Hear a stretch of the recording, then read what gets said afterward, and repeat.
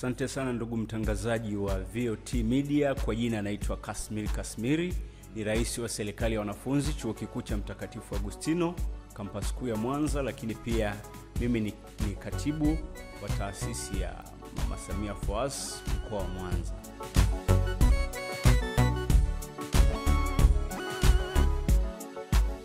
Asante sana ndugu mtangazaji. Kwanza, siasa ina mchango mkubwa sana kwa vijana na taifa lote kwa ujumla. Lakini ni kwa namna gani? Kwa sababu siasa ni maisha ya watu. Siasa inajitokeza katika maamuzi, siasa inapelekea viongozi walioko madarakani, siasa ina mchango kwenye maandalizi ya sera mbalimbali za vijana, siasa ina maandalizi inahusika katika namna ya zile kutekeleza zile sera ambazo zimeandaliwa, lakini pia siasa inazalisha wanasiasa. Kimsingi wanasiasa wanahusika katika kupushi ajenda mbalimbali za vijana walioko vyuo, walioko vyuo vikuu na walioko katika biashara mbalimbali. Kwa hiyo siasa ina mchango mkubwa kwenye shughuli za kilimo, shughuli za uzalishaji mali, mfano kama biashara, viwanda, kwa sisi ambao tuko katika vyuo na wote ambao wako katika shughuli mbalimbali wanakuwa affected na swala la siasa kwa namna moja au nyingine. Kwanza niseme kwamba hali ya siasa katika taifa letu kwa sasa sio hali nzuri, sio hali nzuri. Hicho kitu hata mtoto mdogo ukimuuliza anaelewa, kwa sababu ukiangalia mtandaoni kuna malumbano mengi sana ambayo yanaendelea, kitu ambacho kinafanya sasa hali ya siasa isiwe nzuri. Sawa. Unahisi ni nini kinachopelekea hali ya siasa kuwa hivi ilivyo katika taifa letu hivi sasa? Asante sana ndugu mtangazaji. Hali ya siasa ipo hivi ilivyo kwa sababu ya baadhi ya makundi ya watu au baadhi ya watu kutokuheshimu utawala wa sheria. Sheria zipo kwa ajili ya kuongoza nchi. Sasa kama sheria zile zitakuwepo, halafu baadhi ya makundi ya watu wasipozitii na kuziheshimu zile sheria, kinachotokea ndicho hiki kinachotokea. Lakini pia jambo jingine linalosababisha hali iwe hivi ilivyo sometimes ni masuala ya mamlaka na madaraka. Kundi fulani au watu fulani wanaweza wakawa na malengo fulani ya kuwa viongozi wa maeneo fulani. Sasa wanafikaje kwenye lile lengo lao? Ndio wanaanza kufanya operation mtandao, wanashawishi baadhi ya watu, wanapotosha baadhi ya vitu. Kwa hiyo inatokea hivyo. Kwa hiyo niseme tu hali hii inaweza imeweza kusababishwa na watu kutokutii sheria, lakini pia masuala ya mamlaka na madaraka. Lakini jambo jingine niseme ni ukosefu wa kuheshimu viongozi wetu, hususan level ya nchi. Mimi naamini kwamba kiongozi yeyote eneo lolote, mfano kiongozi mkubwa kama rais, sisi kama wananchi, mimi nafikiri tunapaswa kumheshimu, kwa sababu hatumheshimu tu kwa cheo chake, lakini pia tunaheshimu hata kazi anazozifanya kwa sisi vijana na kwa wanajamii wote kwa ujumla. Kwa hiyo tumefika hapa tulipo kwa sababu muda mwingine ni kukosa ile nidhamu kwa viongozi, kitu ambacho sio kizuri sana katika taifa na katika jamii kwa ujumla.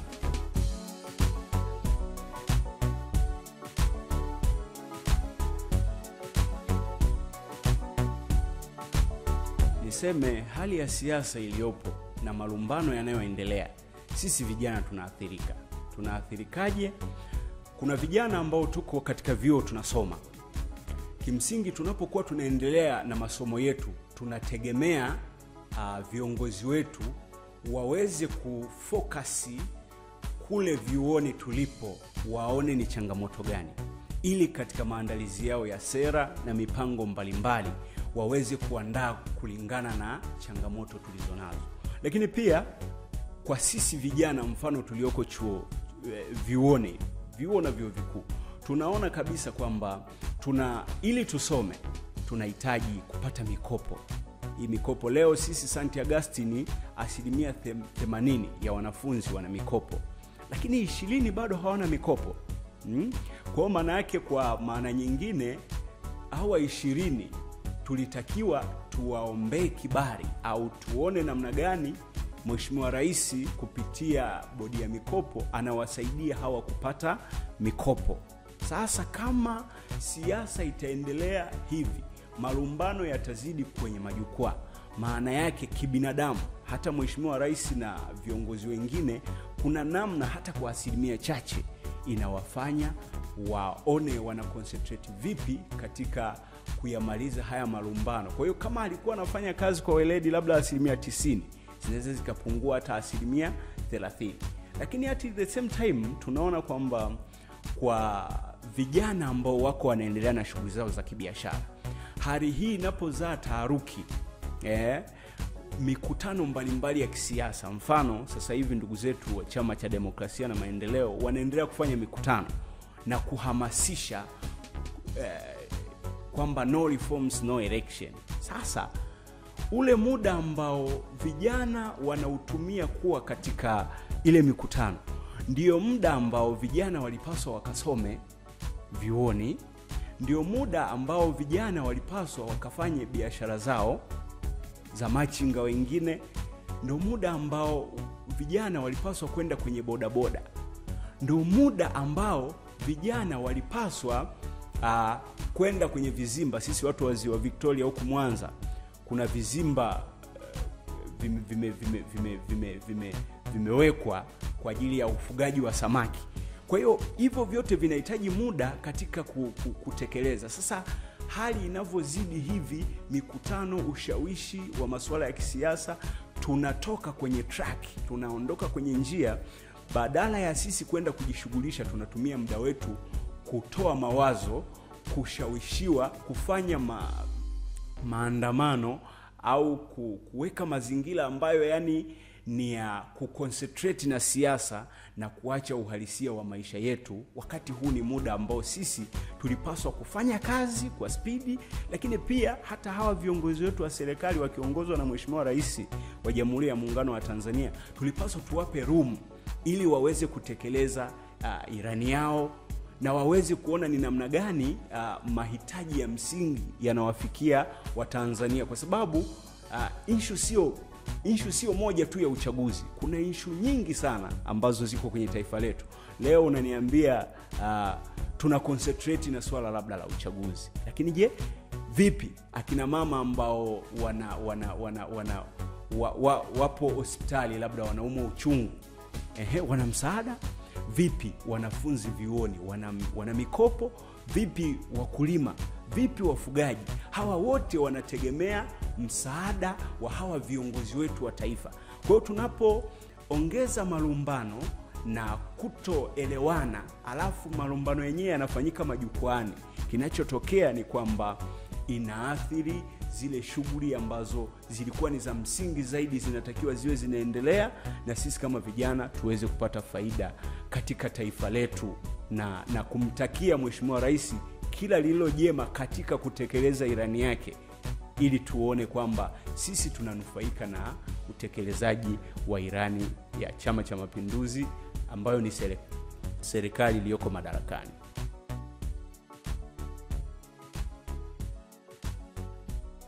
Kwanza, kabla ya wito kwa vijana, nianze kwanza kuwashukuru viongozi wa serikali.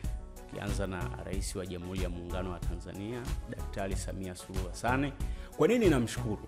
Namshukuru kwa sababu kama nilivyosema, sisi leo St. Augustine tuna 80% ya wanafunzi wote ni wanufaika wa mikopo. Hili ni jambo kubwa sana na ni 20% kubwa. Na mimi nitumie tu nafasi hii kumuomba Rais hizo 20% kwa sisi St. Augustine amalizia wape mikopo, lakini pia na vyuo mbalimbali vya vyuo vikuu na vyuo vya kati aone namna ya kuendelea kuboresha. Manake alifanya maboresho kutoka kwenye bumu kwa siku kuwa 8,000 mpaka 10,000. Sasa unaona ni kitu kikubwa sana. Kwa hiyo namshukuru. Kwa hiyo hata tofauti na pamoja na haya malumbano yanayoendelea, lakini Mheshimiwa Rais namshukuru na ninamuombea aendelee kufocus vizuri kwa mahitaji makubwa sana ya Watanzania katika aspekti mbalimbali. Sisi watu tunaosoma, mahitaji ya bodaboda, mahitaji ya kilimo, viwanda na maeneo mengine, maboresho ya miundombinu, aendelee kufocus kwenye huduma msingi za Watanzania muda huu ambapo anaendelea kufanya kazi zake kwa weledi. Lakini kwa sisi vijana ni muhimu sana tukatambua kwamba vijana ni taifa ambalo lipo kazini. Ni watu ambao wanasema watoto ni taifa la kesho, wazee ni taifa la jana, lakini vijana sisi ndo wa leo. Maana yake vijana, cha kuwasihi cha kwanza, tunapaswa tusitumike vibaya.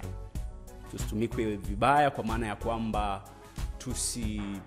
tusije tukaconcentrate na masuala ya siasa ya ushawishi, halafu tukajikuta kwamba muda ambao tulitakiwa kufanya kazi zetu ndo muda ambao tunahudhuria vikao vya no reforms no election. Kwa hiyo muda mwingine tunajikuta baada ya kumaliza kile kikao tunajikuta hatuna kipato ambacho tumekiingiza per day. Kwa hiyo tunajikuta familia zetu na mfumo mzima wa maisha kuna namna unaharibika. Lakini pia kitu kingine kwa vijana, nataka niwaombe kitu kimoja kwamba ndugu zangu, tuwe makini sana na hawa wanasiasa. Kwamba leo hii tunaambiwa, tukiangalia kwenye mitandao tunaona matamko mbalimbali. TLS wanatoa matamko, viongozi wa dini wanatoa matamko, makundi mbalimbali yanatoa matamko. Sasa lazima sisi kama vijana, yale matamko ya mtandao lazima tujiulize uhalisia kwenye haya matamko uko wapi, kabla ya kuwa hatujachukua action. Kwa sababu tofauti na hapo tutajikuta tunaingia katika mazingira ambayo yanatufelisha. Leo hii mimi nikiangalia mtandaoni naona ni matusi, naona ni kejeli kwa serikali, naona ni vitu ambavyo vinaonesha kwamba serikali ya Jamhuri ya Muungano wa Tanzania chini ya Rais Mama Samia Suluhu Hassan hakuna ilichokifanya. Lakini je, sisi kama vijana tunapaswa tujiulize, ni kweli? Haya, tuzungumzie mfano sisi wanafunzi wa vyuo na vyuo vikuu. Sisi tumepata mikopo na tunaendelea kupata mikopo na mabadiliko yamefanyika na tunaona effect yake. Vipi? Tunaona kuna sera zinaandaliwa kupitia Wizara ya Elimu ambazo zinatufeva sisi kama vijana baada ya kumaliza masomo yetu tuende tukajitegemee. Leo tunazungumzia habari ya Samia Scholarship. Ni kitu kizuri ambacho kinakuja kutusaidia. Samia Legal Aid tunaizungumziaje na yenyewe? Ni kitu kizuri ambacho kinatusaidia. Miundombinu ni vyuo vingapi vimejengwa katika utawala huu? Miradi mingapi imetekelezwa katika utawala huu? Je, ni vituo vya afya vingapi? Kwa hiyo tukiangalia yote tunaona kwamba kazi inafanyika. Kazi inafanyika, lakini sisi tukiangalia mitandaoni tunaona ni matusi tupu. Kwa hiyo vijana wenzangu wa vyuo na vyuo vikuu na hata vijana ambao tunahusika na biashara zetu mtaani, kitu chochote ambacho tunaletewa katika maeneo mbalimbali ni vizuri tukafikiria sisi wenyewe, tukaangalia uhalisia. Je, hiki wanachotuambia ni kweli? Na kama ni kweli, nini cha kufanya? Halafu pengine, ndugu mtangazaji, niongezee na hili jambo kwamba pamoja na kuwaasa vijana, lakini nitumie nafasi hii pia kuwaomba Watanzania wote kwa ujumla, hebu tuone mfumo mzuri wa kukaa na viongozi wetu na kuona namna gani tunamaliza. Kama kuna vitu ambavyo tunavihitaji, tutumie mfumo mzuri ambao unawezesha kuvipata vile vitu. Kwa sababu leo hii, ndugu mtangazaji, unaponiambia kwamba una kitu cha msingi, lakini je, umejua eneo muhimu la kupeleka hicho kitu chako msingi ili kikafanyiwe kazi? Je, umefahamu ni muda upi ukipeleke, na je umefahamu ni madhara gani kama ukikosea approach ya kukipeleka, inaweza ikasaidia. Sasa leo tunaona watu viongozi wakubwa wa serikali wanaendelea kufanya kazi yao, lakini kiongozi yuko na operation ya kufanya majukumu yake, lakini unasikia kuna mtu yuko YouTube anasema hii serikali haifai, anatoa hoja zake. Kuna kundi fulani linatoa tamko. Sasa sidhani kama ni utaratibu mzuri sana ambao unaweza ukatusaidia kama taifa kwamba kila kundi likatoa tamko. Ninachojiuliza ni jambo moja, ndugu mtangazaji, kwamba je, leo wasomi wa vyuo na vyuo vikuu wakatoa tamko, bodaboda wakatoa tamko, viongozi wa dini wakatoa tamko, sijui kundi gani likatoa tamko. Je, hata ingekuwa wewe ndo umekuwa kwenye kile kiti cha urais, ungeweza kufanyia kazi haya matamko yote? Hii nchi inaongozwa kwa sheria. Kwa hiyo kama kuna vitu ambavyo haviendi sawa, tunatoka kwenye sheria tunaenda kufanya negotiation, makubaliano, kuona kwamba jamani kama taifa tunaendaje, na sio kitendo cha kila kundi kutoa tamko, hawa wanatoa tamko, hawa wanatoa tamko. Kwanza msingi wa tamko, kama kiongozi, mimi ni rais wa serikali ya wanafunzi, lakini nikisikia mtu katoa tamko pasipo kuniconsult, ninachokiwaza cha kwanza ni huyu mtu anadharau na mamlaka iliyopo. Kwa hiyo maana yake perception yangu kama kiongozi, badala ya kusikiliza lile tamko lake, cha kwanza kitakuwepo kwamba huyu mtu anaonesha anadharau, kwa sababu kama alikuwa na kitu kizuri alipaswa afuate utaratibu mzuri wa kuona namna gani hili jambo lake alipeleke, kama ni kwenye wizara au ni serikalini kwenye ofisi fulani, basi tukakae. Na huu ndio umekuwa mfumo ambao unasaidia nchi yetu. Sasa leo hii na sisi tunaanza kujisahau, tuwe tunafanya masuala yetu kama Kenya, kwamba watu wanatukana viongozi, watu wanadharau viongozi. Sasa unamdharauje kiongozi ambaye baadaye una ajenda yako ya akusaidie kwenye masuala ya mikopo, akusaidie kukuboresha mazingira ya ufanyaji kazi? Kwa hiyo unaweza ukaona, ndugu mtangazaji, kwamba naendelea kuwasihi vijana na taifa lote kwa ujumla, ni kipindi ambacho tunapaswa tufanye maamuzi ya kukaa pamoja, tuwaheshimu viongozi wetu, lakini pia tuwape muda wa kufanya majukumu yao. Hawa wanasiasa, na nyinyi wanasiasa ambao mnatumia muda wenu kuteka vijana na kuambia vitu ambavyo mimi kwangu nahisi havina umuhimu. Sasa leo tunasema no reforms no election. Hivi election isipofanyika, sisi tutapata wapi viongozi ambao watatusaidia kusukuma ajenda zetu kama vijana? Ni lazima tuwe na viongozi ambao watakuwa ni viongozi wazuri na watatuwezesha sisi kuweza kufikia malengo yetu kama vijana. Leo vijana wa vyuo na vyuo vikuu tunasema, pamoja na Mheshimiwa Rais tunampongeza, anaendelea kutoa ajira kwa vijana taratibu, lakini leo tunaendelea kumlilia kwamba mama tuongezee ajira, tuendelee kuajiliwa. Leo sasa tunasema wasiwe no reforms no election, manake hata viongozi sasa siji hawapo au hawatakuwepo, au watakuwepo hawa waendelee. Unaweza ukaona kwamba tunahitaji kukaa pamoja kuweza kutafuta namna sahihi ya kumaliza haya mambo yetu, na tusitumie mitandao katika solvings za haya mambo, kwa sababu mitandao kule tunaonesha dharau kwa viongozi wetu, na badala yake ile perception ya kwamba sasa tuna solve challenges za Watanzania inakuwa ni mbaya. Lakini pia tuwe makini, sometimes na hizi operation za kisiasa zinazoendelea, muda mwingine zinaweza zikawa zimesababishwa na influence ya nje ya nchi. Influence ya nje ya nchi ndio kitu ambacho kinaweza kikawa kibaya. Kama kikiwepo, inaweza kikawa kibaya na kina viashiria kimsingi, kwa sababu unasikia kesi ya Mheshimiwa Tundu Antipas Lissu, unasikia bunge la Ulaya linatoa tamko, sijui hivi wa Kenya wanakuja. Sasa unajiuliza, hivi hali ya siasa ya Kenya tunaijua, Leo wale kule ndo wanakuja wanatoa influence ya maamuzi. Sasa tunajiuliza, kesi iko mahakamani. Kwa mujibu wa katiba na sheria za taifa letu, kesi inapokuwa mahakamani, hata rais wa Jamhuri ya Muungano wa Tanzania hapaswi kuzungumzia, kwa sababu ule ni muhimili uliojitegemea. Lakini pia kule mahakamani sio kesi ya Tundu Lissu tu ipo, kuna kesi ya ndugu zetu wengi. Na kabla ya kukamatwa Mheshimiwa Tundu Antipas Lissu, alikamatwa, nafikiri kipindi kilichopita, alikamatwa Mheshimiwa Mbowe, Freeman Mbowe alikamatwa, na alipokamatwa aliwekwa ndani. Mahakama ilivyomaliza utaratibu wake na taratibu nyingine za kisheria huko, wakaona hayuko na hatia, wakamwachia.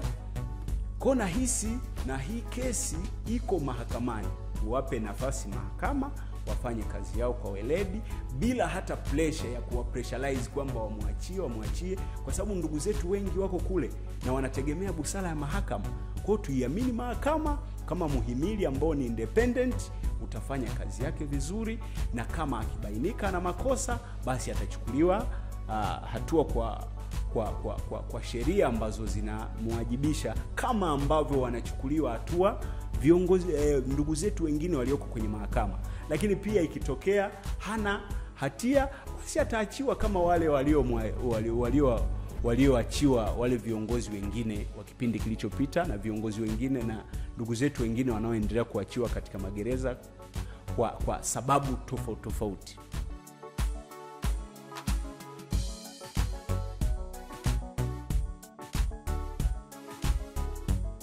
Vijana tuendelee kushiriki katika shughuli za kisiasa kwa wakati ambao unaturuhusu tufanye hizo siasa, lakini pia tusiishi kisiasa. Sasa kushiriki katika shughuli ni jambo moja, na kwa wakati, manake huu ni wakati ambao unaturuhusu kwenda kufanya siasa. Ndio twende kwa wakati, baada ya pale twende tukafanye shughuli zetu. Tusitumike vibaya, kwa sababu inaweza ikaleta taharuki kwenye taifa na kuleta hali ya uvunjifu wa amani.